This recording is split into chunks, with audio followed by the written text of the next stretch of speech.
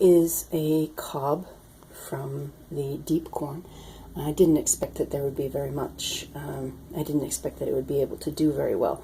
But in any case, here we go. This was funny. This was funny. The cob is 3-4 inches long, probably closer to 3. But apparently the sheath grew to the full genetic size of the cob and didn't have any place to go, so it just crumpled up. I thought that was entertaining. Anyway, I'm easily entertained. I'm going to pull this off. Okay. And it looks like we may have gotten a couple of seeds, and I'll just leave them on the cob to finish ripening. But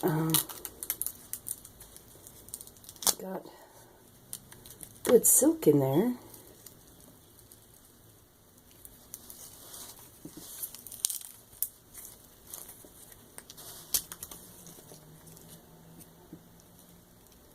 Okay. Looks like we got some worms in there.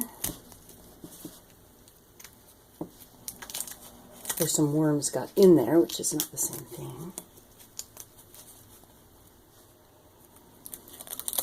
Probably earwigs, but we shall see, right?